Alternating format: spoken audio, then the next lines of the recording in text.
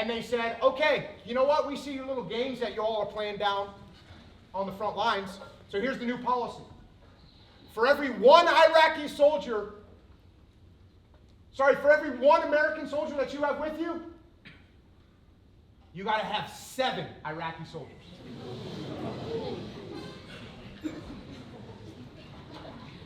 So, this was a tough situation because in the city of Ramadi, the fighting was still extremely bad. We were having Americans wounded and killed every single day. And the Iraqi units that we were working with had massive problems trying to keep personnel. They had people desert all the time. They had people get wounded all the time. They had people get killed. And so the units that we were working with that were supposed to be working with a platoon of 40 guys, and they'd have 15. So when I saw this new order come down, and it said, okay, from now on, for every 1 American, you got to have 7 Iraqis. I look at the units we're working with. Some of the units we're working with, we got 15 or 20 guys. How many Americans does that mean I can bring? 2, maybe 3. Now, would that be okay if we would have been in a nicer part of Iraq? Possibly. Possibly. Was it a good idea in Ramadi? No, it wasn't. Because who am I going to leave behind? What 2 guys am I going to pick to go out? Because I need a radio man. I need a SEAL radio man that can communicate with aircraft and communicate with tanks. I need an EOD guy that can disarm bombs for us. I need a medic in case someone gets shot or killed. I need a leader to go out there and make decisions. I need machine gunners so when we get in a gunfight we can fire and maneuver. So who am I supposed to take? And what I figured out was I need to take at least 6 guys. I need at least 6 guys going in the field. But we were only allowed 2, maybe 3. So what do you think I did? You think I went like this to my guys? Hey, sorry.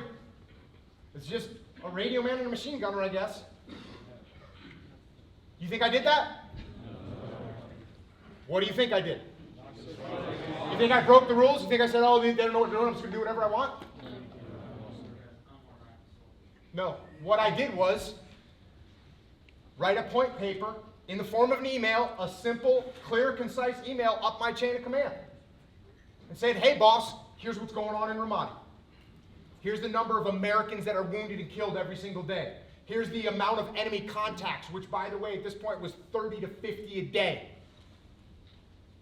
Here's the size of the Iraqi elements that we're working with. Here's the average number is 15 to 20. And here is the minimum number of SEALs I feel comfortable sending out on an operation for those reasons listed above.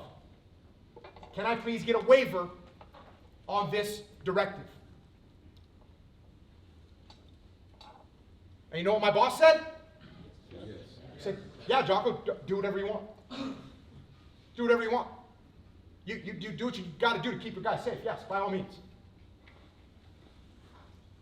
So the idea that we're going to get into situations where we're doing something that's just doesn't make any sense at all, if that's what's happening to me, you know what I'm going to do? I'm going to raise my hand and I'm going to ask my leadership why we're doing what we're doing. I want to know why we're doing what we're doing. I owe that to my guys, that they know why we're doing what we're doing. And if my leadership in the chain of command doesn't know why we're doing what we're doing, I got to ask more questions. Because trust me, if Andrew was working for me, and I was like, okay, Andrew, go attack that machine gun nest on top of the hill. And it's in an elevated position, and there's 2 bunkers up there with interlocking fields of fire, and he's got a squad of 8 guys. Is that a good tactical call for me to make? No. Do you think I really want him to do that? No. You think I want him to say, roger that, sir, and attack up the hill and get his entire squad killed, which is exactly what would happen? Do you think I want that? No. No.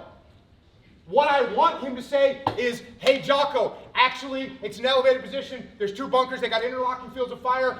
If I charge up that hill, we're all going to die. Can I find another approach?